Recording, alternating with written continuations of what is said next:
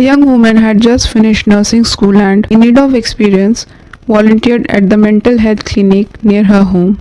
Because it was her first real job, she didn't have to deal with the really dangerous mental patients. Instead, they assigned her to work with the less violent patients, the suicidal people, the depressed, those who heard voices, and those who never said anything at all. She worked with a lot of mental patients, but her favorite was an old man named Anthony. He was mute. He never said a word. He just sat in his chair and nodded his head. As the days passed by, she became very close to Anthony. He was a very good listener. She would talk to him for hours. He would just listen and nod his head.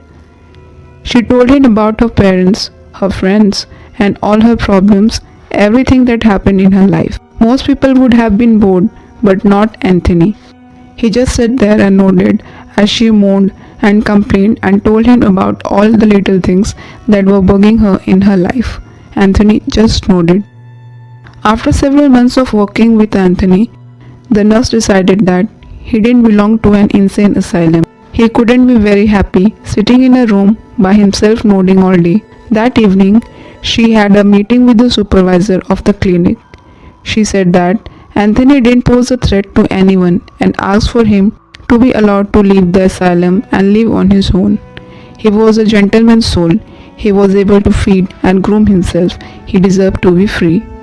There's nothing wrong with him, she said. Anthony just nods. The supervisor didn't agree with her, but the young nurse wasn't about to take no for an answer. Every day, after working with Anthony, she would corner the supervisor and argue with him about the pros and cons of releasing Anthony into the community. Eventually, the day came when her persistence paid off. The supervisor finally admitted defeat and agreed to let Anthony go. The young nurse was overjoyed and rushed to tell Anthony the good news.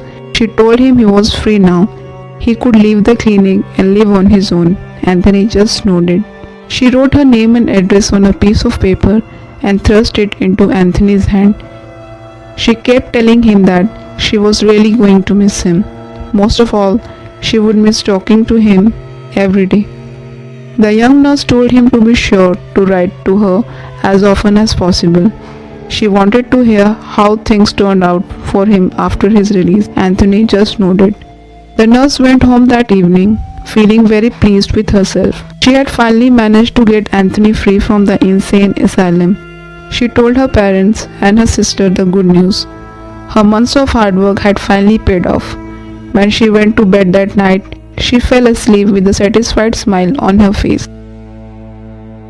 In the middle of the night, she was rudely awakened by the sound of screaming.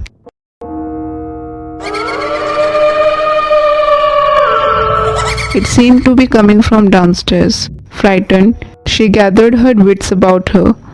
She jumped out of bed and bravely crept down the darkened staircase. There in the hall, she found the bodies of her mother, her father, and her sister. They were lying in a pool of blood. As she bent over them, trying to see if they were still alive, she saw a shadow moving across the hallway. She looked behind her and was confronted by a large figure standing motionless in the doorway. The scream died in her throat. It was Anthony. He was just standing there, staring at her.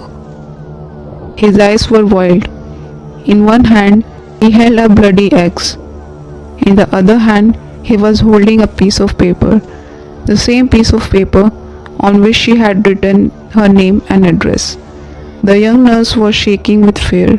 Anthony raised the axe above his head. His eyes were bugging out of their sockets. "Are you going to kill me?" she croaked.